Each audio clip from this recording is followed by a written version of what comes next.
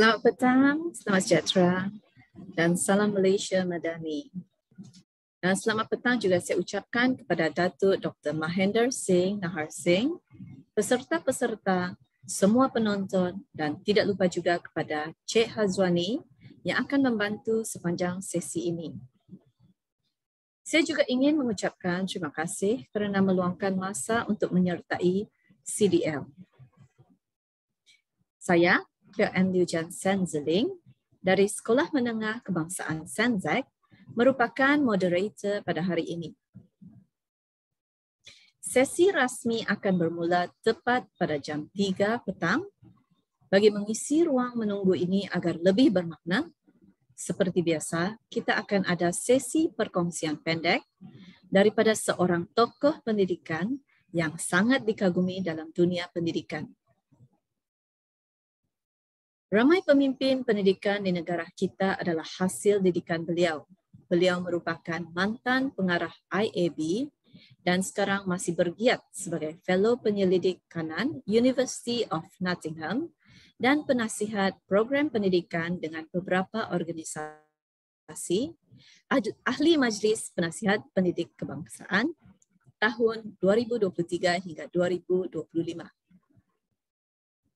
Selain itu, beliau juga merupakan salah satu koordinator Connecting Dots Learning. Mohon maaf, saya mendapat berita bahawa Datuk Dr. Mahendra Singh tidak dapat mengikuti kita pada sesi ini. Walau bagaimanapun, Datuk Dr. Mahendra Singh telah sediakan rakaman. Oleh sebab itu, sesi CDL Snippets hari ini akan ditayangkan secara rakaman. Sesi Snippets Reflect On kita pada hari ini adalah bertajuk Leaders are Readers. Dipersilakan Cik Hazwani untuk kongsikan rakaman. Terima kasih dan kepada semua yang dapat bersama berada dalam musim cuti sekolah. Semoga tuan-tuan dan puan-puan sihat, dapat mengunjungi rumah saudara mara, ibu bapa dan sebagainya, adik-beradik, rakan. Make use of these holidays. Sangat penting, ya, sangat penting. Orang silap kadang-kala kenapa cikgu diberi cuti. Cuti ini adalah untuk recuperation, supaya bila anda kembali selepas cuti ini datang dengan satu semangat yang tinggi, semangat yang baru dan rehat yang cukup, kerana tugas seorang guru berbeza daripada banyak tugas yang lain. Of course, seperti juga mereka yang bertugas dalam bidang perubatan, cikgu juga. Kita ada jururawat, cikgu pula guru rawat. So, guru rawat ini tugas dia berat. Tugas dia berat nak membina, bukan saja nak menyampaikan pembelajaran atau menghasilkan pembelajaran, tapi pada masa yang sama nak bina sasiah masa depan warga negara Malaysia. Teaching is the mother of all professions. Ya. Dia ibu kepada segala profession yang lain. Setiap individu sudah pastinya pernah digurukan atau pernah berguru di sekolah atau di mana-mana tempat. So itu kelebihan jadi seorang. So tuan-tuan dan puan-puan, topik saya pada hari ini, saya pernah juga bentangkan topik ini, tapi hari ini saya tambah lagi kerana saya dapati bahawa ini masa yang baik, masih lagi ada 2 minggu lagi dan kepentingan tentang baca untuk dapatkan ilmu. Leaders are readers. Leaders are readers. Yang berhormat Perdana Menteri kita memang terkenal sebagai seorang pembaca. Dan mengapa, kita akan ketahui sebentar lagi why reading is so important. Kenapa ilmu itu sangat penting. Dan negara-negara yang maju di dunia dalam bidang pendidikan, umpamanya negara Finland, masyarakatnya banyak membaca. Banyak membaca. Lebih kurang setiap individu baca 12 buah buku setahun. So not all readers are leaders. Ramai orang yang baca, tapi but all leaders, kalau anda pemimpin sudah pastinya anda memang menjadi seorang pembaca, reader. Semalam dalam satu perjumpaan mesyuarat dengan Yang Berhormat Menteri, dia tahu saya berminat tentang Finland dan sebagainya. Dia kata, Dr. Mahinda, there's a book tentang autonomi guru, dia kata, yang Berhormat Menteri Pendidikan beli, dan I'm going to look for the book now. Saya juga akan baca lah untuk lihat apa yang diperkatakan tentang autonomi guru, ya. Memangnya satu tajuk dan aspek yang saya rasa penting ke hadapan dalam dunia pendidikan. The way forward dalam dunia pendidikan, autonomi guru, khususnya professional autonomy. Apa tu professional autonomy? So, tak kira lah whether all readers are leaders atau all leaders are readers. Bagi saya, all teachers are readers. Or all teachers should be readers. Siapa yang ada bersama dengan kita pada petang ni, you must become a reader. Apa jua jenis buku yang anda ingin nak baca, baca. Baca supaya kita boleh dapat satu inspirasi, kadang-kadang kita dapat ilmu dan sebagainya. Setiap individu tu, inspirasi yang ada pada kita daripada ilmu tu berbeza. How knowledge inspires us. Next slide, please. So baru ni saya baca buku Uphill, The Journey of a Sikh Chinese Kampung Boy. Mereka daripada kawasan Melaka. Paula Singh penulis dia. Dan saya minati buku-buku tentang especially biografi individu atau kehidupan mereka. Umpamanya satu buku lagi yang banyak memberi inspirasi pada saya ialah The Driver's Son, iaitu pengasas kepada syarikat Sapura. Macam mana dia bermula dan whole apa yang mereka lalui. Dan kadang-kadang kita boleh kaitkan kehidupan kita sendiri dengan perkara yang mereka lalui juga. Yang terbaik saya lihat daripada yang satu perkara yang menyahut jiwa saya daripada buku Uphill, The Journey of a Sikh Chinese Kampung Boy, ialah macam mana pada tahun 50-an dan 60-an begitu sukarnya untuk mempunyai kuasa nak beli, the power to buy, kerana tak ada duit. Zaman yang berbeza. Dan bagaimana mereka sebagai satu keluarga, Paula Singh, ya, sebagai satu keluarga, 5 lelaki, 5 perempuan dalam keluarga itu, 10 orang anak, mencari surat khabar yang terbuang supaya boleh dapat ilmu daripada surat khabar, macam orang lipat nasi lemak, untuk cari keratan-keratan di situ untuk baca supaya boleh dapat ilmu. Begitu sukarnya dapat ilmu. Sehingga satu hari datang 2 orang guru yang sewa bilik di rumah mereka, guru yang buat praktikal, dan dalam proses mereka tinggal di situ, mereka dapat mempengaruhi ibu bapa mereka untuk belikan surat khabar setiap hari. Dan pada masa itu, harga surat khabar ialah 15 sen. Hari ini 15 sen, kanak-kanak kalau lihat di atas lantai 20 sen pun tak angkat kadang-kadang, ya. Tinggal aja di situ. Tapi masa itu 15 sen untuk beli surat khabar. Daripada masa itu mereka diberi nasihat kepada ibu bapa, maka ibu bapa mereka rasa, oh, boleh invest dalam 15 sen sehari untuk dapatkan surat khabar. Saya hanya ambil satu contoh, tapi dalam penulisan itu ada banyak perkara-perkara. Dan saya rasa banyak juga buku lain yang saya baca, saya suka kerana ada nasihat, ada nilai yang kita selalu boleh ambil daripada ilmu yang kita atau maklumat yang kita dapat daripada bacaan kita. Ini tambahan kepada penyampaian saya yang sebelum ini. Harga buku ni RM40, saya bukan nak promote ke apa, tapi selalu saya Buku saya pun saya tak beli yang mahal-mahal. Yang penting itu ialah the knowledge ini. Ya. Ada buku yang ya memangnya 100 lebih. Kalau tengok kita rasa ada something daripada buku itu yang anda perlukan, then you will go for it. Money is not the criteria. Ya. Okay, next slide please. So apa kelebihan ni ya? Nak baca buku Dr. Mahinder ni asyik cakap pasal buku, ilmu. Gain a competitive advantage by reading. Read at least 1 hour per day dalam bidang yang anda rasa anda nak ceburi.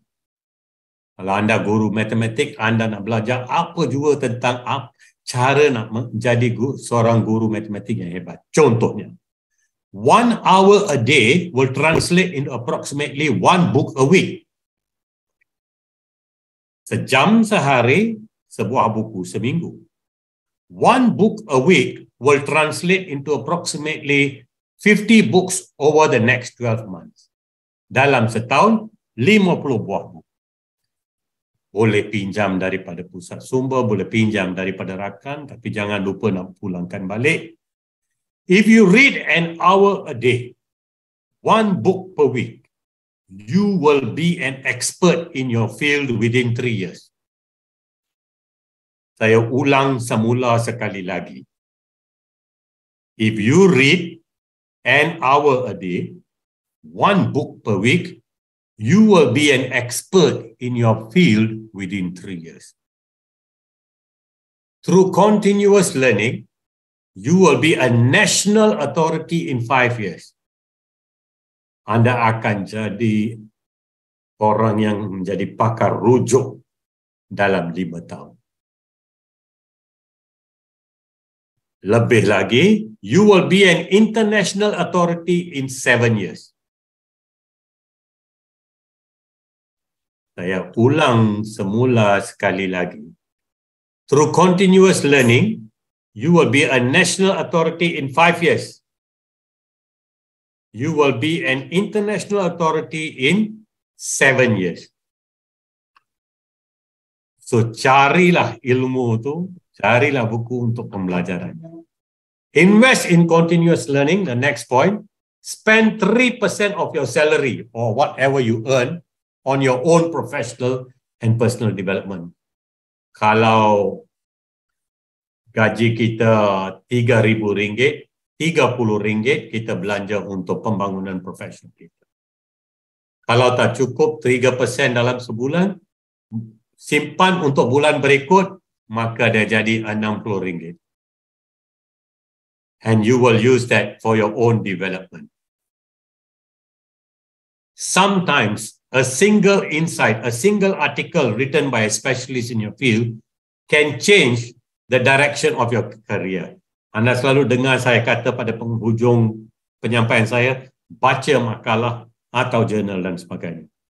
Kadang-kadang banyak kita baca ya, 10 muka surat. Tapi ada 2 perkara daripada 10 muka surat itu membawa satu insight, satu pembukaan kepada minda kita.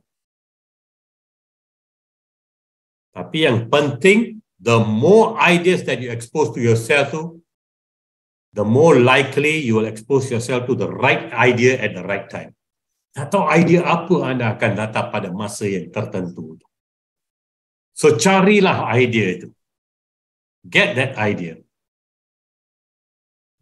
Untuk pembangunan peribadi melalui pakar, melalui ada interaksi profesional dengan pakar dan juga kursus, hadiri kursus dan baca buku yang ada practical information supaya anda boleh bawa peningkatan kualiti dalam kerja dan mendapat satu kelebihan kompetitif. Ilmu itu akan sudah pastinya meletakkan anda di satu tahap, satu tangga yang berbeza. Dan bagi seorang guru, kita tidak boleh tinggalkan ilmu. Ilmu ini sebati dengan jiwa kita. Ilmu ini sebati dengan DNA kita. Kita kalau tuan-tuan dan puan-puan ingat minggu lepas saya sebut, bila kita dilatih, kita sentiasa buat assignment dan sebagainya. Tapi ilmu yang kita terima pada tahun 2000, sekarang dah 20 tahun lebih. Maka kita perlu cari ilmu yang baru. Ilmu yang boleh membawa satu pembaharuan kepada cara pemikiran kita. Next slide please. So jangan lupa formula kita untuk hari ini. Sorry Azwani, boleh balik ke slide yang read 1 hour per day, 1 book a week, 50 books a year, and become an expert in your field in 3 years. Saya guarantee you will become an expert. Dengan ilmu amal yang diamalkan dalam bilik darjah dan di sekolah, campur dengan bacaan anda, you will become the expert. Bukan expert dari perspektif teori saja, tapi juga dari perspektif pengamalan. Because you are working as a teacher. Tugas anda sebagai seorang guru. Next slide please. So ingat, Harry S. Truman, the 33rd President of the USA sebut, not all readers are leaders, but all leaders are readers. Tapi bagi saya, semua yang ada bersama saya pada hari ini ada 181 orang sekarang.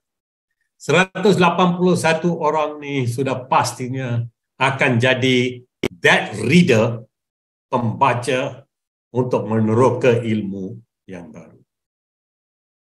Bagi seorang pemimpin, bagi seorang PGB, pengetua guru besar, jangan lupa anda berdiri depan guru-guru anda setiap minggu dalam perhimpunan mingguan, dalam mesyuarat dan sebagainya. So anda harus sampaikan ilmu-ilmu baru. Kita tidak boleh jadi individu yang sampaikan perkara yang kita sudah sampai, benda yang sama kita sampaikan setiap minggu. So bawa satu pembaruan. Kalau cikgu bertugas pada minggu itu, datanglah dengan 5 atau 6 ayat yang anda akan sampaikan kepada murid anda, kepada rakan-rakan lain yang dengar bersama, ilmu yang baru. Ilmu yang anda rasa kalau dikongsikan akan terbenam dalam sanubari murid-murid dan rakan guru kita. Kita sentiasa kena jadi role model, supaya kita boleh meneliti dan meneroka idea dan ilmu baru. Kita boleh menyoal dan mencabar perspektif dan amalan semasa dalam adab yang terpuji.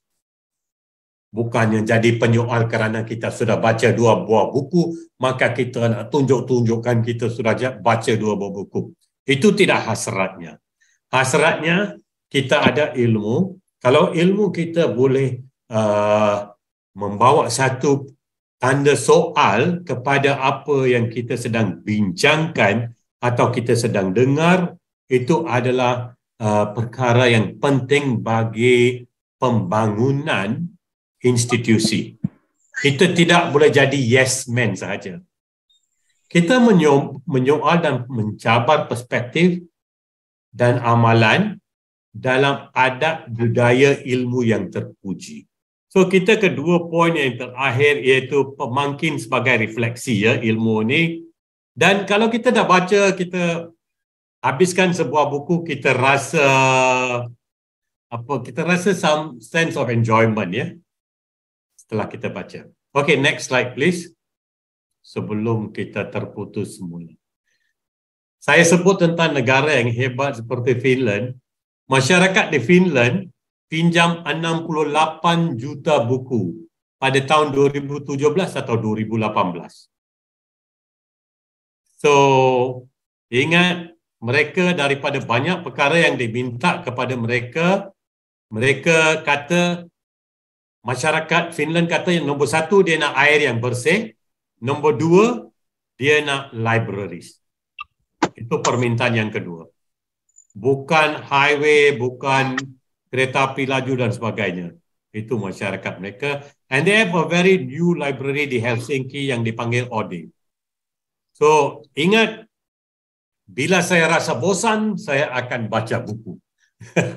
Sepatutnya orang kata bila saya rasa bosan, saya pergi ke IOI Mall ke dan sebagainya. So, tapi ini daripada satu poster yang saya pernah lihat dekat IAB dulu, Pusat Sumber IAB, bila saya rasa bosan, saya akan membaca. When I'm bored, I read a book.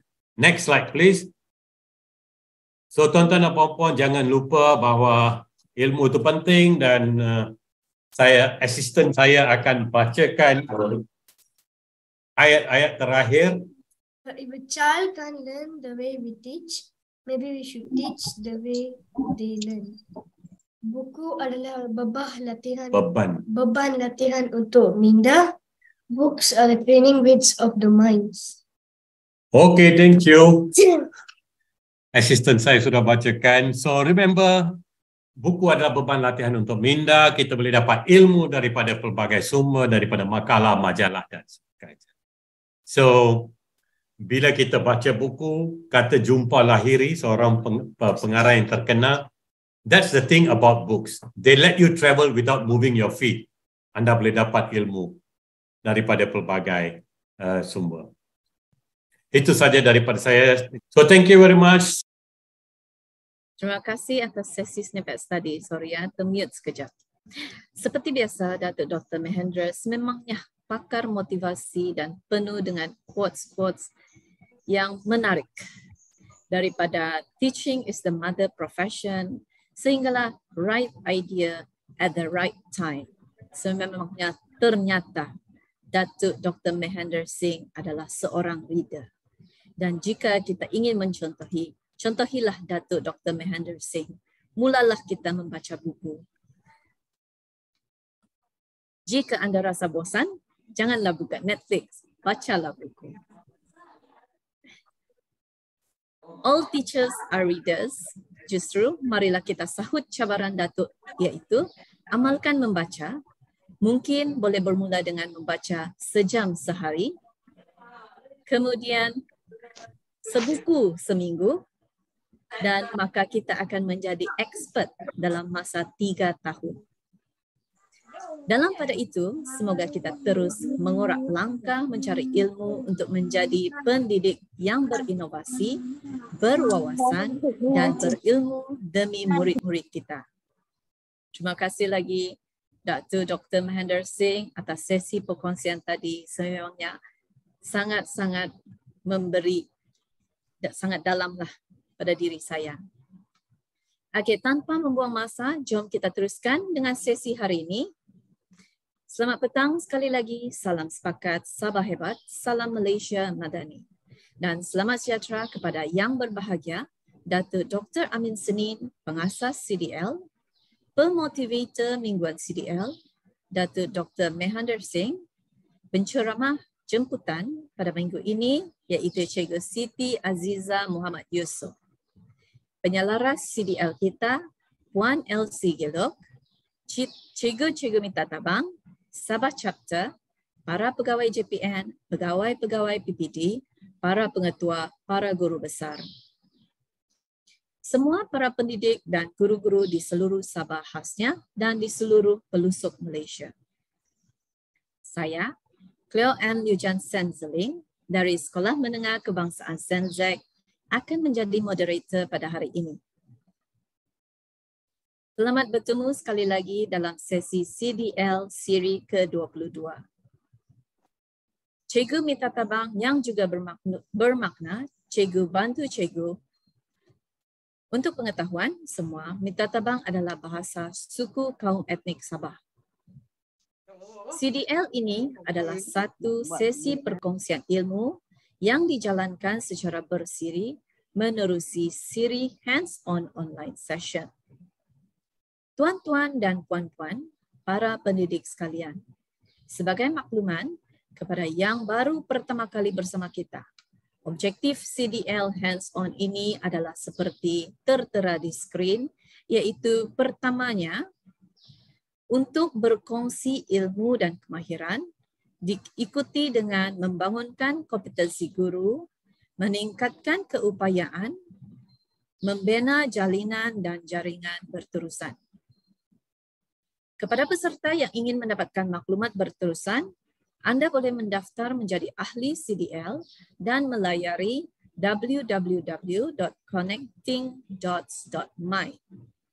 Dan Anda akan dapat maklumat tentang siri perkongsian yang akan berlangsung setiap hari Khamis selama 1 jam 30 minit yang bermula 3 hingga 4:30 petang.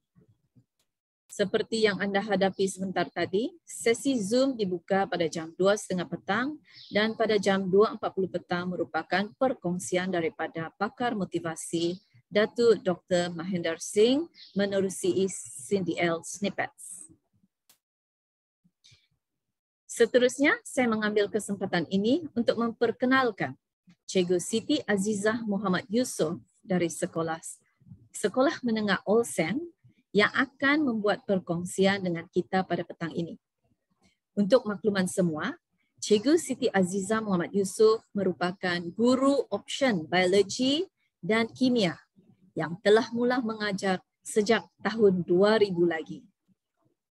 Selain itu, beliau juga merupakan guru program Duta Guru Kohort 3 yang telah mendapat banyak anugerah seperti Anugerah Guru Inovasi Sempena Hari Guru 2022 KK dan pemenang Anugerah Emas Kajian Tindakan PPD KK pada tahun 2021 serta Anugerah Perak Kajian Tindakan dan Inovasi Gabungan PPD Pantai Barat 2021. Dan tambahan untuk pengetahuan semua, Cikgu Siti Azizah juga telah menghasilkan Jurnal Pendidikan SILT UMS 2022. Baiklah, dalam CDL Hands-on Online Session Sabah Siri ke-22, Cikgu Siti Azizah Muhammad Yusof akan membuat perkongsian yang bertajuk Integrasi Sains bersama mata pelajaran lain dalam pengajaran dan pembelajaran sains. Sebelum saya menjemput penceramah kita, ingin saya maklumkan tuan-tuan dan puan-puan, jika sudi, bolehlah berkongsi di bahagian chat dari mana anda berasal atau sekolah mana untuk pengetahuan PPD. Dan tuan-tuan puan-puan boleh menaip sebarang soalan di ruangan chat pada bila-bila masa agar penceramah kita boleh menjawab soalan sesuai dengan topik yang dikongsikan pada ketika itu. Maka dengan itu, dipersilakan Cikgu Siti Azizah Muhammad Yusof untuk memberikan perkongsian. Silakan Cikgu. Okay, terima kasih Cikgu Cleo. Okay, terlebih dahulu Assalamualaikum, Salam Malaysia Madani, Kohobosian untuk semua yang hadir pada hari ini. Baiklah, sebelum saya memulakan, saya ingin berterima kasihlah dengan moderator kita sendiri, Cik Cleo, juga koordinator kita pada hari ini, Cik Azwani. Sebelum itu juga saya ingin mengucapkan ribuan terima kasih kepada pihak SISC Plus Kota Kinabalu PPDKK, terutama sekali Puan Elsie, Puan Christina dan juga Puan Lily yang telah banyak membantu, dan seterusnya kepada pihak pentadbir sekolah saya, Dr. Mary dan juga Encik Marcus Ko, ketua bidang saya sendiri. Okey, tadi bila kita merujuk kepada apa yang dikongsikan oleh pakar motivasi kita sebelum ini, Dr. Mahendra, saya sangat tertarik dengan satu yang dia nyatakan di sana, iaitu invest is a continuous learning. So maksudnya di sana kita akan cuba untuk share apa yang kita rasa mungkin akan memberi banyak kebaikan kepada rakan yang lain. So itulah yang sebenarnya ingin saya terapkan pada hari inilah. Okay. Okay, baiklah kita tengok kepada ni ya. So, kenapa saya letak di sini, walaupun dia merujuk kepada integrated, tetapi saya suka agar dia menjadi mix it well, it will be awesome. Okay, kita tengok di sini ya. Okay, kenapa kita perlu jadikan dia rojak? Maksudnya dia pelbagai, bukan satu saja. Kenapa perlu banyak warna jika kita mau dia lebih menarik? Atau kenapa bukan satu saja, bukan monokrom? So ini adalah antara perkara yang saya ingin kupas pada hari ini dan seterusnya kongsi dan mungkin boleh diaplikasi di sekolah nanti. Okey, sedikit pengenalan berkenaan dengan integrated curriculum. Kita sebagai guru memang biasa dengan kurikulum, tidak dinafikan lagi. Tapi bagi saya, bila menyebut berkenaan integrated, kita selalu memandang dia sebagai satu gabungan. Itu yang saya gunakan istilah rojak tadi awal-awal. So integrated curriculum ni sebenarnya saya akan menggunakan dua bahasa di sini. Dia adalah implies learning which synthesize across combination of traditional, maksudnya kita mengajar secara tradisional, dan juga learning experiences. Jika saya menyebut tradisional, mungkin guru-guru akan teringat kepada zaman chalk and talk, mungkin. Tetapi sebenarnya chalk and talk itu tidaklah terlalu tidak sesuai. Dia sesuai juga, cuma jika kita improvisekan dia menjadi lebih menarik, maka dia sebenarnya akan menjadi satu combination yang baru. So saya simplifykan di sini bahawa dia merupakan satu cutting across subject matter line. Maksudnya, tujuan utamanya dia adalah satu pendekatan secara holistik di mana untuk menguatkan aspek pembelajaran. Jadi kita jadikan dia satu, unification, okay, of all subject and experiences. Okay, all subject and experiences.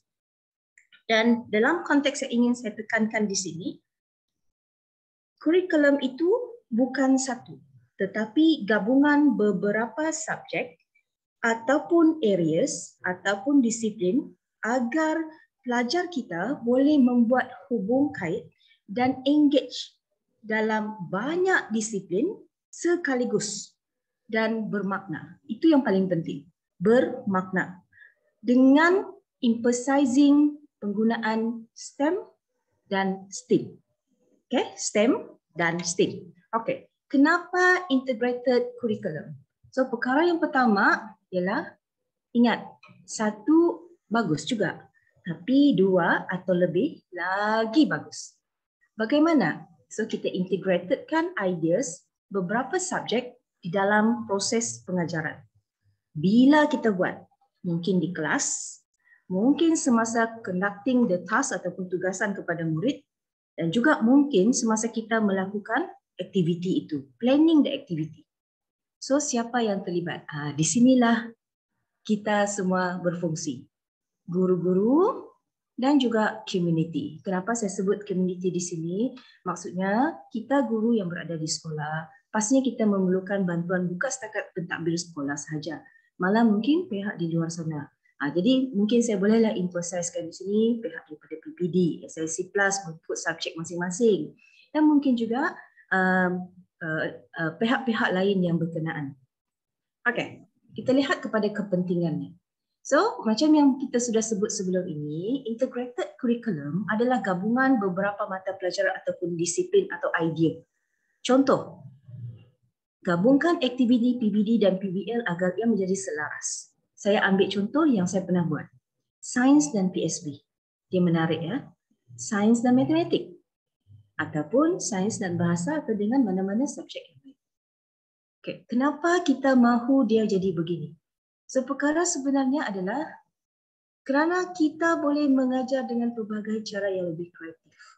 So, maksudnya kita akan mengajar dengan cara yang agak tersendiri, special sedikit. Okay. So, yang penting smart. Okay, macam mana smart adalah smart? Nanti kita bincangkan selepas ini. Dan kedua, planning within the time frame. Kita ada silibus yang perlu dikejar. Kita ada peperiksaan di mana pelajar kita perlu mencapai tahap-tahap tertentu. Jadi pastikan aktiviti yang kita rancang itu dia adalah di dalam masa yang kita rancang. Dan bila dia sebenarnya dalam keadaan masa yang terancang, dia akan menghasilkan satu environment yang kondusif. Saya sebenarnya sangat suka jika pelajar itu atau murid kita tu dia enjoy dengan subjek itu. Cikgu-cikgu mungkin boleh perasan ya. Mungkin ada anak murid kita yang dia hadir pada waktu kita saja. Ataupun sebaliknya, tidak hadir pada waktu kita mengajar. So ini sebenarnya reflect balik kepada cara kita mengajar. Dan seterusnya, sebenarnya bila environment itu kondusif, dia akan membentuk what we call as a free stress surrounding. Ini sangat penting. Sebab jika dua perkara ini kita boleh dapat, conducive and free stress surrounding, maka objektif itu sangat mudah tercapai. Dan once objektif tercapai, kriteria of success juga kita dapat capai. So, bila objektif dan kriteria of success ini tercapai, pastinya akan membuahkan kepuasan kepada kita dan banyak lagi lah. So bila ada satu kepuasan dan kita rasa benda tu ada perubahan, saya rasa kita sebagai guru akan cuba untuk keep on improving. Okay, the next one. Okay, so kita sambung. So how do we do that? Actually boleh apply dengan mengaplikasikan STEM dan juga STEAM. So boleh lakukan dalam bentuk PBL. Juga boleh buat interactive game di dalam kelas dan juga boleh menghasilkan produk. So dalam apa yang saya pernah jalankan adalah belajar menghasilkan satu contoh bahan produk. Dan bahan produk ini, okay, contohnya plant cell ataupun mungkin ada juga yang geohazard chapter terakhir dalam sains tingkatan 1, kita jadikan dia sebagai BBM. Okay, next slide. Okay, tengok di sini ya. Okay, untuk this one pula, ini adalah satu contoh aktiviti di mana saya gabungkan sains dan juga PSB. So dalam sains, pelajar hanya apa yang ingin dicapai tidaklah tinggi sangat. Contohnya mereka perlu kenal pasti kedudukan injam, kenal pasti yang mana satu orta, pulmonari dan sebagainya. Dan mereka kena pastikan sebelah kiri dan sebelah kanan ketebalan otot itu adalah tidak sama. Tetapi bila saya mengarahkan pelajar membuat ini di dalam PSB, mereka telah menggunakan teknik yang dikenali sebagai luahan ataupun sculpture. Sama untuk dua gambar ini ya. So di dalam itu pelajar perlu menggunakan pengetahuan dan juga mengaplikasikan apa yang mereka belajar di dalam sains untuk menghasilkan modul ini. Maksudnya modul itu akan menjadi salah sekiranya ketebalan otot itu tidak menjadi sama ataupun mereka tidak memisahkan kiri dan kanan. Itu yang pertama. So benda ini sebenarnya pelajar lakukan kajian terlebih dahulu. Dia mesti melakukan pembacaan yang aktif. So di sini kita sebenarnya sudah melakukan sesuatu yang meningkatkan kemahiran murid untuk belajar secara kendiri. Pada masa yang sama kita pula integrasikan pengetahuan murid itu dalam dua subjek sekaligus. Dan untuk gambar yang kedua pula, di sini pelajar sebenarnya telah mencipta sendiri menggunakan clay bagaimana saiz setiap salur darah itu adalah berbeza. So saya hanya mengajar di dalam kelas bahawa saiz ataupun ketebalan muscle di bahagian arteri dan vena itu berbeza. Saya tidak menunjukkan, mereka hanya merujuk dari segi gambar. Tetapi bila murid menghasilkan modul ini, mereka dapat membezakan bahawa vena itu tidak setebal arteri. Ini contoh. Mereka belajar secara mastery dan juga discovery dan seterusnya kita integratedkan pula kepada pendidikan seni visual. Okay, untuk gambar yang ketiga, ini adalah murid yang membuat pembentangan menggunakan video. So video ini, tapi apa yang dinilai di sini adalah dua subjek. Subjek pertama saya di sini sains, subjek kedua adalah bahasa. So saya membenarkan pelajar untuk boleh menggunakan dua bahasa, tapi disebabkan sekolah saya adalah DLP, so memang penegasan untuk menggunakan bahasa Inggeris sepenuhnya lah. Okay, next. Okay, ini adalah satu contoh yang saya jadikan BBM. Hasil murid saya jadikan BBM. Okay, kita boleh tengok game. Pelajar buat sendiri ya menggunakan Minecraft.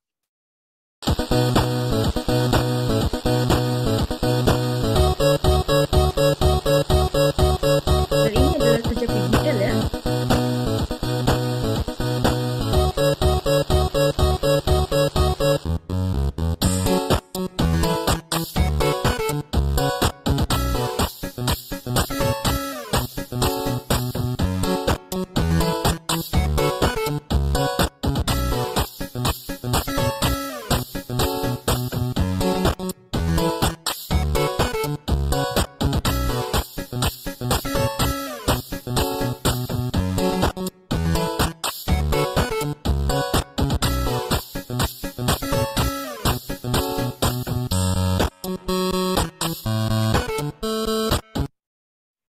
Okay, bayangkan jika pelajar saya mampu melakukan benda ni, dia cover untuk keseluruhan aktiviti ini untuk satu topik terakhir. Ini pelajar tingkatan 1. Tapi untuk menjadi berfokus, kita perlu sediakan template. Template itu dia mesti mengandungi beberapa bentuk soalan dan juga apa yang perlu dihasilkan. Okay, kita tengok pada slide seterusnya. Okay, so sebelum kita share berkenaan dengan slide template itu tadi, let me share first thing first. Benda ni mungkin kalau kita bergerak solo agak susah. Tapi ingat ya rakan guru sekalian, kita sebenarnya tidak pernah bekerja sendiri. Mana ada sekolah yang tiada murid? Mana ada sekolah yang tiada guru? Dia mesti ramai guru. So, bekerjasama dengan guru itu. So, kita start dengan perkara yang paling senang iaitu brainstorm. So brainstorm di sini maksudnya kita duduk sama-sama, mungkin boleh duduk di kantin, mungkin juga boleh just untuk bincang-bincang, ringan-ringan makan. Brainstorm, work together before we conducting any lesson. Kalau boleh, contoh yang paling senang adalah pada hujung tahun ataupun hujung semester, sebelum kita memulakan pembuatan RPT itu, ada baiknya jika kita berbincang, duduk-duduk dan bincang, apa yang kita nak buat pada tahun hadapan. So create a small group of teachers from a few subject. Beberapa subjek kita gabung bersama-sama. And then kita prepare. Kita discuss apa mungkin topik ataupun subtopik. Sebab saya sangat percaya silibus kita sebenarnya sangat integrated. Dia tidak berasingan. Maksudnya jika seorang guru mengajar geografi, dia memang akan menyelitkan mata pelajaran sains di dalam subjeknya. Cuma bagaimana kita ketengahkan benda itu bergantung kepada macam mana kita boleh mengetengahkannya. So, maksud di sini, kena lihat balik kepada level of student dan juga target untuk kita achieve. Adakah target kita pada waktu itu, level student kita, katalah mereka hanyalah di peringkat yang agak rendah. Janganlah kita target supaya pelajar itu boleh menyelesaikan masalah. Jadi, tidak adil lah untuk pelajar itu. So, ini maksudnya untuk kita tentukan, sebab kadang-kadang grup pelajar itu ada yang mungkin dia pandai dengan subjek A, tapi dia agak lemah dengan subjek B. Tapi dengan adanya integrated ini, kita telah membantu dia agar dia terus pandai juga dengan subjek A. Ya, betul Encik Amran. Saya sangat setuju. Guru kena kreatif. So, next. Kita tengok kepada seterusnya. Bila kita perlu conduct dan apply integrated ni. Tidak logik lah kalau setiap kali kita ada kelas kita buat. Tidak logik. Okay, so sebelum tu maksudnya buat bila kita sesuai dan boleh. Ingat ya, buat bila kita rasa sesuai dan boleh. Sesuai tak pada waktu itu? Boleh ke tidak pada waktu itu? Dan pilih dahulu band score of the day or maybe of the week.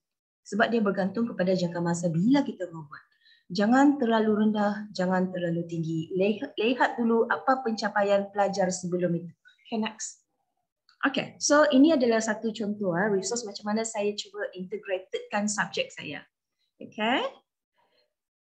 Ya, betul. Buat bila sesuai, guna bila perlu. Yes, saya sangat setuju dengan Cikgu Cleo dan Cikgu Indra. Okay, berdasarkan kepada content standard dan juga learning standard, ini adalah chapter science, chapter science tingkatan 3. Description daripada di SKP adalah yang bahagian atas ni. Bahagian atas ini saja. So label dan juga band score ni saya yang tentukan. Maksudnya saya ingin mau pelajar sebab bila dia boleh mencipta dia memang level yang tertinggi. So apa yang saya buat memang ada di dalam level yang sebelum ini. Maksudnya description yang sebelum ini pelajar perlu melukis. Tetapi sekarang saya upgrade yang melukis itu kepada pembinaan model. Okey, mungkin tahun lepas saya sudah buat model, mungkin pada tahun hadapan ataupun tahun ini, maksudnya semester akan datang, saya tukarlah pula kepada mungkin presentation ataupun bentuk brochure. Pelajar menghasilkan brochure berkenaan dengan artery, vein juga blood capillary dan mungkin bentang dalam gallery book. Ini contoh. Yang penting mereka boleh mencapai level yang saya beri di sini. Tetapi ingat ya, kalau kita biarkan anak kambing merayau di padang rumput pun tanpa bantuan, rasanya dia akan terus merayau. Samalah juga dengan murid kita. So kita kenalah bagi mereka satu panduan. Kita bagilah mereka satu flowchart apa yang perlu dibuat. Mungkin masa pertama macam ni. Seterusnya macam ni. Mungkin dalam seminggu barulah boleh hasilkan. Presentation lagi mungkin minggu yang kedua. Beri masa supaya murid kita bersedia. Okay, next. Okay, ini adalah contoh PBL yang dihasilkan. Saya sebenarnya menggunakan tapak asasnya adalah daripada Cikgu Jackson. Saya bermula dengan menggunakan tapak PBL ini apabila Puan Elsie sendiri membantu sebab pada waktu itu dalam tahun 2020 permulaan kepada PBL yang kita lakukan secara online. Jadi apa yang saya lakukan di sana, saya improvisekan PBL itu, template PBL Encik Jackson tu guru pengetua cemerlang kalau saya tak silap di SMK Limbanak sekarang. Dalam kes ini, template PBL yang saya hasilkan itu, saya jadikan dia lebih panjang. Kenapa lebih panjang? Sebab dia mengandungi lebih banyak aktiviti dan barulah di bahagian bawahnya soalan-soalan yang mungkin merujuk kepada basic question, unit question dan juga content question. Okay, ini contoh. So, lihat pada bahagian pertama, saya gabungkan di sana 4 subjek. 4 subjek, murid hanya hasilkan 1 PBL. Bayangkan kalau tuan-tuan dan puan-puan ada anak, dia boleh dapat 1 PBL untuk 4 subjek. Betapa happy-nya dia balik ke rumah. Saya cuma perlu complete 1 work, but I still completing 4 subjek. Ini yang saya ingin tekankan. Kita bantu diri kita, yang penting, dan murid kita. Okay, so ini adalah contoh. So next slide. Video hasil daripada template tadi dan pembentangan murid. Saya dah ternampak dalam chat ni, dia tanya di sini how to do that. Adakah ini merujuk kepada video yang pelajar tadi tu? Okay, yang ini saya menggunakan aplikasi games Minecraft. Tapi sekarang pelajar suka main Roblox. Jadi bolehlah tuan-tuan dan puan-puan tengok-tengok Minecraft tu sendiri. Boleh buat sebab Minecraft ni sebenarnya kalau kita menggunakan akaun Delima, dia ada menyediakan satu world, kita panggil dia satu world lah. Di mana world itu dia boleh merujuk kepada subjek yang kita ajar tu sendiri. Contohnya kalau kita nak membuat periodic table, jadual berkala. So dia memang ada sediakan jadual berkala dengan setiap unsur yang ditemui yang terbaru. Itu contohlah. So boleh tengok Minecraft. Dia ada trial untuk secara kalau akaun Delima lebih kurang 11 kali lah secara percuma, lepas tu kita kena bayar lah. Okey, ada lagi soalan lain? Mungkin boleh diteruskan lah. Okey, kalau tidak saya pergi kepada perkongsian video ni sekejap ya.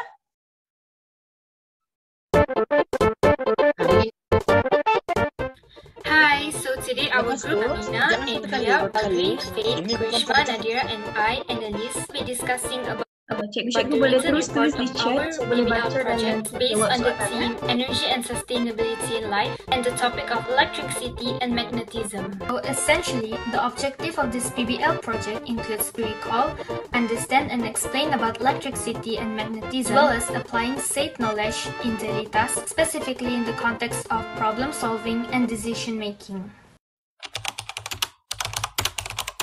The cost of electricity consumption. Our group has listed a few examples, a kettle and a charging plug. So a kettle and charging plug, let's say if they have the same voltage, which is 240 volts. This doesn't represent that they have the same power because for a kettle, it contains 1000 watt, while a charging plug has 15 watt only. However, the time used is exactly the same, which is 600 seconds. For example, a Panasonic vacuum cleaner. If they have 240 volt, their power would be 1800 watt and the time used is 1800 seconds. So as we can see here, the difference is very huge. In this observation, we can see that all electrical appliances has their own individual power and time use even with the same voltage value. You can also check the link given in the PDF file, which is where we got the references from all of these information. So that's all from my part. Thank you. I will be explaining about the calculations of energy used for the electrical appliances. Formula that we will be using here is I equals to P over V, or current equals to power divided by voltage. I'll be providing examples, which is the kettle. I can explain how the formula actually works. We will be dividing 1000 watts divided by 240 volts, which we will get 4.17 amperes. Next, I'll be explaining also about the calculations of cost of electrical energy used in a day. We must convert the units, which is power, into kilowatts and time into hours. So for the same example, which is the kettle, we will be converting 1000 divided by 1000 equals to 1 kilowatts. And the time we will get 0.83 hours. And then we will apply the formula kWh, which is 1 times 0.83 equals to 0.83 units. I'll be explaining about how to calculate the electrical energy used for all electrical appliances in a month. Let's take an example of a kettle that has 0.83 kilowatt and it is used for 30 minutes for a day. I'm going to time the 0.83 with 30 minutes over 60 because remember the formula is in hour and we need to times it with 30 days because we are finding the electrical energy used in a month. And now, I'll be talking about the second part of the PBL. We'll start off with the basic question. What is electricity and magnetism? Electricity is the presence and motion of electric current, whereas magnetism is a force that attracts or repels magnetic objects. Moving on to the unit question. What is energy, or how do we describe it? Well, energy, to put it simply, is just the ability to do work. That's all from me. Thank you. Apart from those questions, content questions were also included. Energy sources in generating electricity includes natural gases, biomass, wind, coal, and solar energy. Next question. A generator is a device that converts mechanical energy obtained from an external source into electrical energy as the output. Moving on to the next question. Direct current goes in one direction and can be found in generators like batteries and solar cells. Alternating current goes in constantly reversing directions and is also found in devices like air conditioning and fans. Tesla Powerwall is basically a device that stores solar energy. The power stays on even during at night or during outages. AirGen, which was another innovation, a device capable of generating electricity from water vapor that is naturally present in the atmosphere. Okay, as we have learned, there are two types of transformers, which is step-up transformer and step-down transformer. Step-up transformers increase the voltage, while step-down transformers decrease the voltage. So let me explain. Constant flow of electricity in pylons create a low-frequency, non-ionizing radiation, and residences may experience an increase in headaches and fatigues. To point out, through my internet research, the electromagnetic field from the National Grid Network pylons cause deadly diseases such as cancer. This is through the electromagnetic spectrum, and if you can see, the AC electrical lines or cables actually on the low part of this spectrum. Next, as you can see, our poster illustrates some of the electrical safety practices that you can do. For instance, knowing your switchboard along with turning off and unplugging electrical appliances when not in use.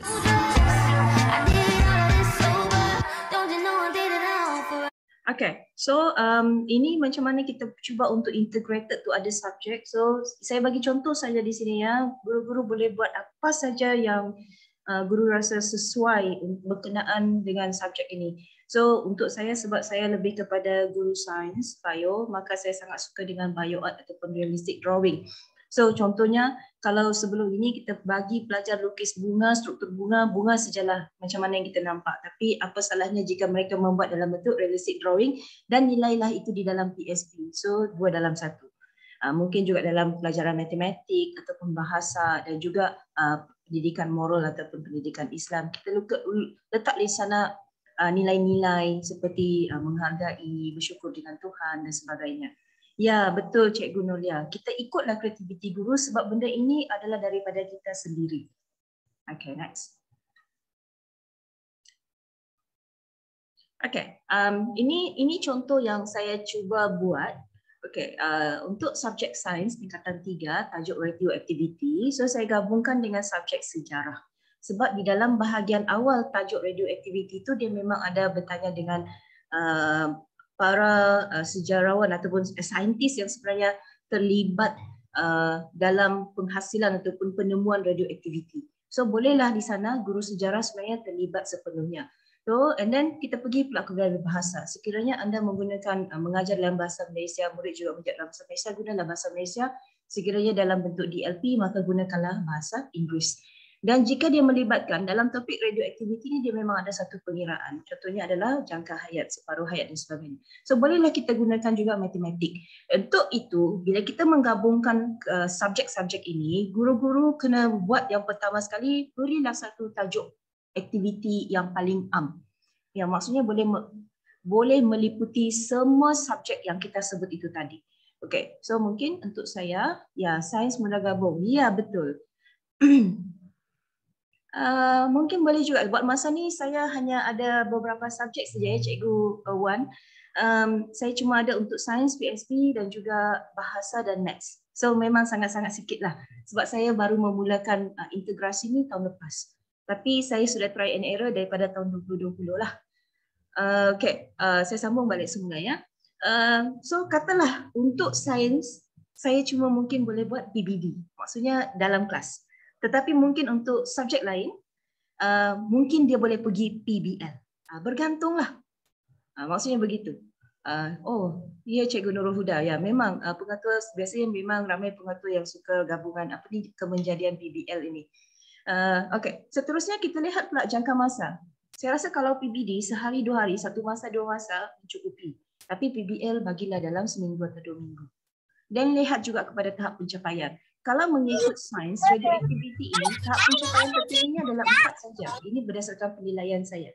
Tetapi kita boleh jadikan dia 5 atau 6 dengan meningkatkan dia kepada kebat. Contohnya, pelajar membuat satu gallery walk di mana mereka membentangkan berkenaan dengan radioaktif. Ya, PJK sebenarnya boleh juga. Oh ya, saya terlupa pula menggabungkan PJK. Ada di dalam topik sains juga, tingkatan 3 ya. Berkenaan dengan respirasi di mana mereka ada buat di sana. Boleh integrasi ya. Betul Cikgu Nurul. Okey, lihat jangka masa dan lihat pencapaian itu. Satu perkara yang sangat penting tuan-tuan dan puan-puan, apabila kita membuat benda ini, janganlah rujuk kepada buku rujukan semata-mata, tapi rujuklah kepada DSKP. Itulah saya diingatkan berkali-kali, DSKP itulah kalau boleh kita rujuk di sana.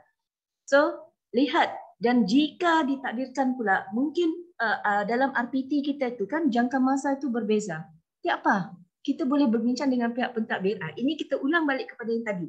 Siapa yang melakukannya? Teachers and the community. Maksudnya kita boleh berbincang dengan pihak pentadbir walaupun masa itu tidak sama, tapi kita boleh compilekan dia agar dia menjadi 1 hari yang mungkin 1 hari PBL contohnya. Lebih kurang juga Cikgu Azlin. Dia adalah hampir-hampir samanya dengan TS25. Ya, betul. So, mungkin boleh jadikan gallery work beberapa kelas.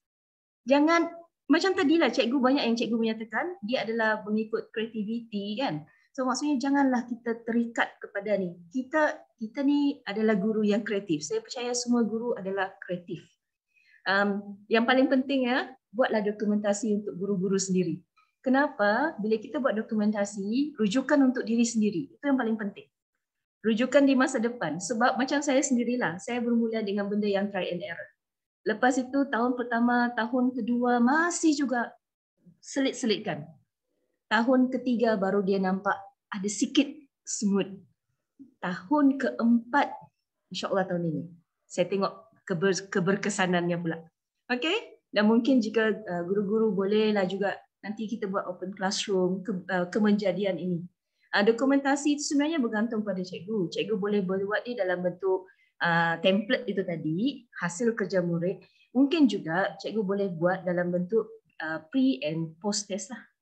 Tengok macam mana pelajar tu dia mencapai ke tidak. Okay, so ini adalah contoh.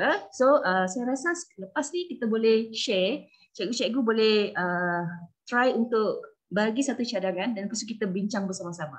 Okay, next slide Wani. Okey, ini adalah contoh aktiviti. Lepas ni yang saya akan minta, ya betul Cikgu Wan. Memang kerja biasa tahun pertama tu, memang ada saja benda yang tak betul. Tak apa, kita buat. Benda ni dia memang improvise year by year. Okey, kita try buat macam ni. Kalau cikgu tak setuju dengan saya, sebab saya kan cikgu sains, cikgu bio. So saya suka yang begini. Cikgu boleh bagi saya satu cadangan aktiviti. Mungkin jenis aktiviti, cadangan subjek yang terlibat, jangka masa yang mungkin kita buat dan juga murid yang mungkin cikgu nak jadikan. Cuba cikgu-cikgu boleh letak di sana. Ya, betul. Saya sangat setuju. Budak-budak memang sangat suka. Saya sebenarnya cuba aktiviti ini bukan kepada kelas pelajar yang pandai saja. Saya cuba juga dengan kelas yang lemah. Bezanya yang pandai tu, dia punya guidance tu kurang sedikit, hasilnya cepat. Yang agak lemah tu, guidance-nya banyak, tapi hasilnya boleh tahan juga.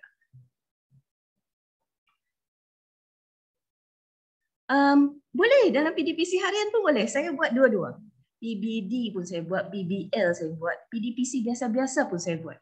Asal ada integrasi. Okay, kita try boleh guna whiteboard punya tu. Untuk biologi, okay, kita retry dulu this one. Okay, cikgu untuk biologi. Sebenarnya kalau saya untuk biologi lah berdasarkan pengalaman lama. Tapi untuk biologi 3 tahun dah saya tak mengajar biologi. So sebelum ini untuk saya menghabiskan silibus, saya sebenarnya jadikan bahagian aktiviti itu pada satu minggu yang tertentu. Contohnya saya akan pergi kepada teori, konsep, aktiviti semua penguasaan dan tiba-tiba pada minggu yang katakanlah minggu yang ketiga atau keempat, saya akan buat aktiviti yang melibatkan mungkin eksperimen ataupun aktiviti yang kita boleh lakukan di sana. Itu cara saya lah. Sebab biasanya eksperimen, aktiviti ni dia agak panjang. Okey. Cikgu-cikgu, saya ada kongsikan di sini whiteboard. So cikgu-cikgu bolehlah cuba untuk tulis di sini. Okey, PBL menghasilkan beg seberguna daripada baju. Oh, maksudnya cikgu di sini menggunakan mau menghasilkan produk lah, bukan menyelesaikan masalah. Betul kan? Okey. Betul. Okey, jika cikgu sini sekarang kalau PBL maksudnya jangka masa cikgu mesti melebihi daripada bukan 1 masa 2 masa, right? Mungkin dalam 2 minggu. Okey. So kita boleh letak di sini untuk ini. So dia adalah produk.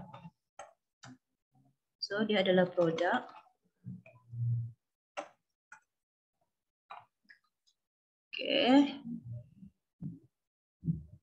Bergerak tak? Okey, kemudian kita pergi kepada yang seterusnya adalah jangka masa dia.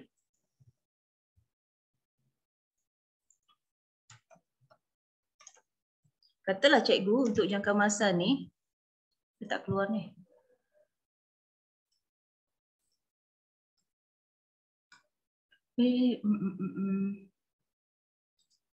Jangka masa boleh letak jangka masa saya dah hilang dah. So saya letaklah di situ 2 minggu. Okey, cikgu letak jangka masa 2 minggu. So sekarang apa yang cikgu nak subjek yang terlibat di dalam ni? So katalah dalam gabungan saya letak sekali saja ya cikgu. So mungkin sebab dia melibatkan satu produk, saya boleh gabungkan RBT. Okey, boleh gabungkan RBT, of course science sebab saya ingin menyelesaikan isu yang di sini. Mungkin juga saya boleh menggabungkan maths. Kenapa maths? Sebab dia perlu juga pengiraan kan macam mana benda tu boleh. Maaf mencela sekejap cikgu. Ya.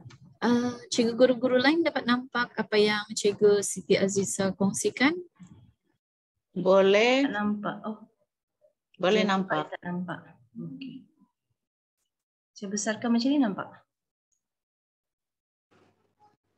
Okey, saya cuba yang ni pula lagi satu di bahagian bawah. Ini baru ni baru beberapa subjek. So sekali lepas tu sekarang apa yang kita nak selesaikan di sini?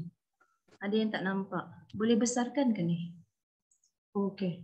Okey, ada yang kongsikan link cuba tekan ya, link. Ada link yang diberikan di sini oleh Cik Azwani. Dia cikgu boleh try untuk klik link itulah, follow di sana.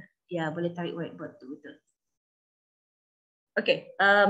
So tadi kita gabungkan RBT Science Maths. Sebenarnya jika dia melibatkan alam sekitar boleh juga masukkan geografi, tidak ada masalah.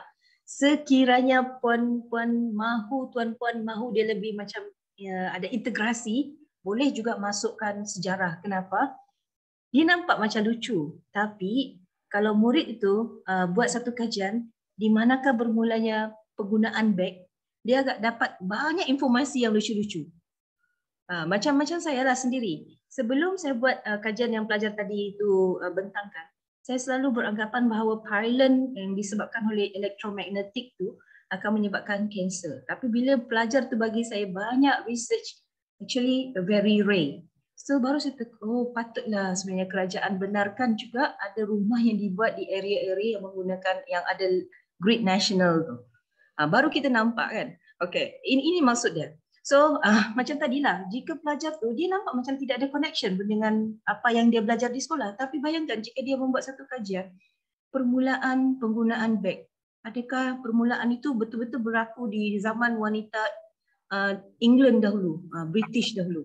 Ataupun mungkin kita tidak terkejut sebenarnya bermula pada zaman Mesir lagi. Itu contoh. Dan apakah fungsinya? Benda-benda yang begini sebenarnya pelajar dia nampak tidak semestinya, sebab kita selalu orang cakap ni, we are being framed to follow exactly the curriculum and the syllabus. Itu maksudnya. So pelajar kita dia tidak berfikir out of the box. Dia memang kena jawab exactly di dalam tu. Tapi bayangkan kalau pelajar kita dia menjawab di luar kotak. So ini yang sebenarnya yang kita nak di dalam integrasi subjek ini.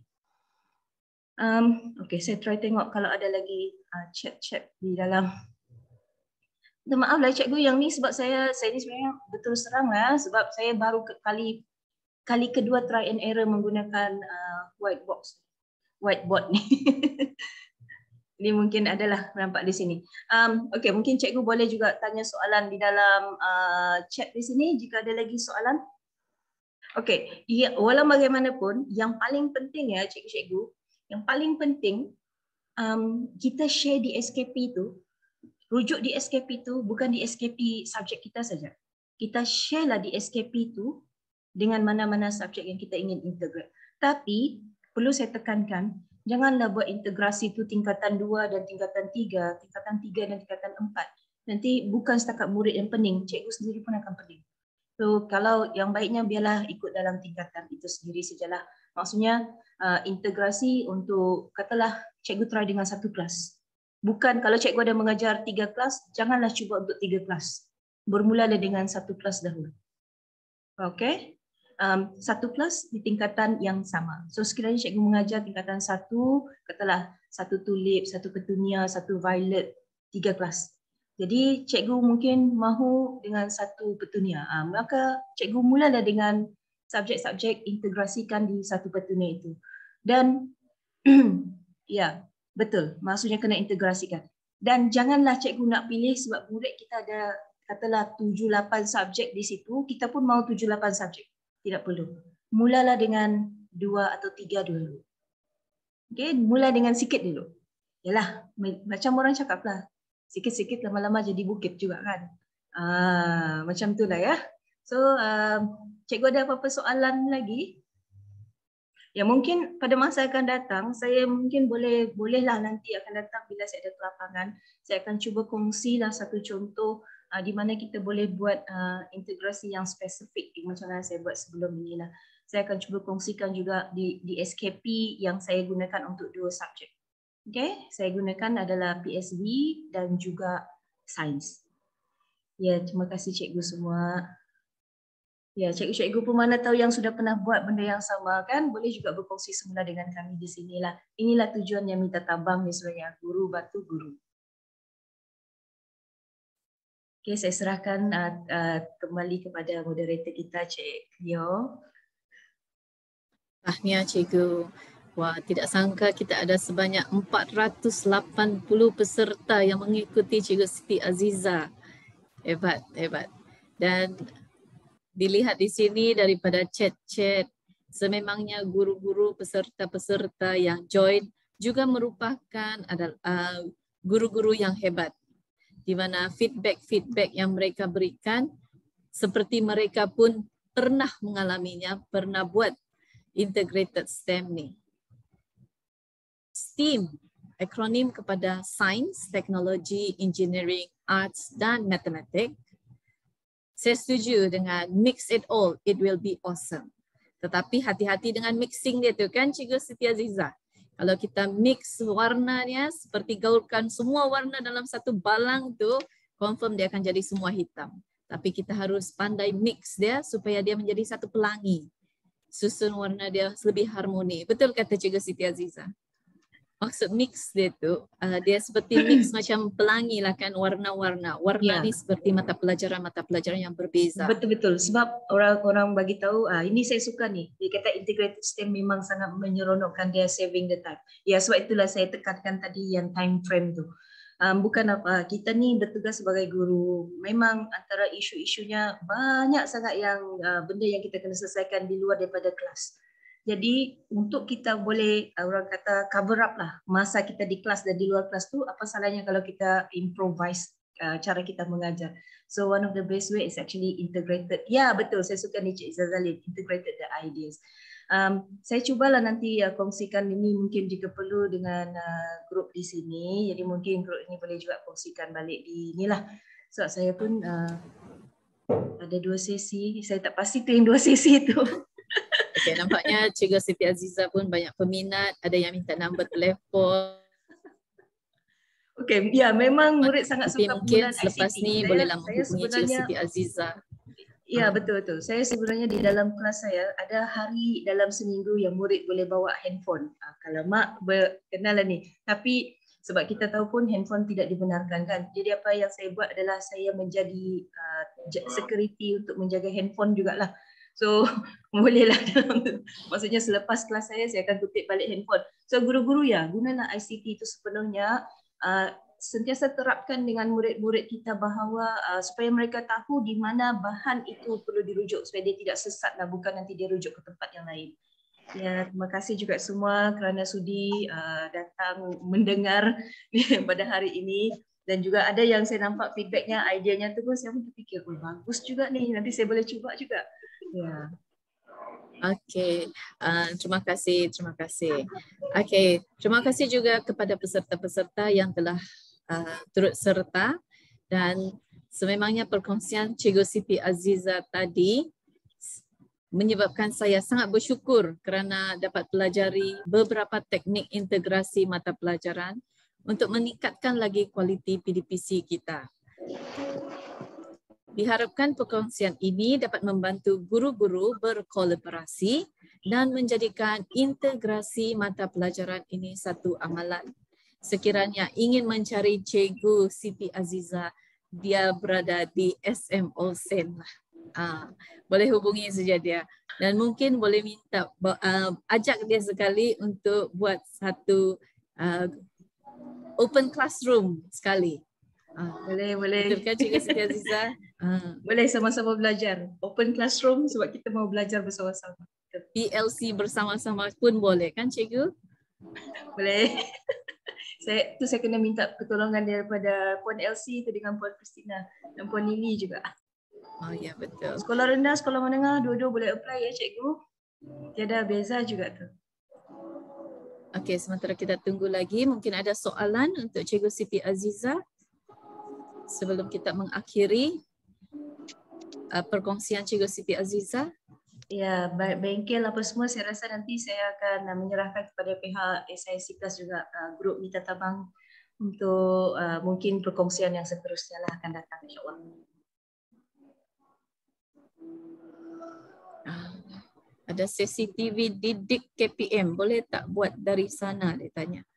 Cikgu Ciamelan.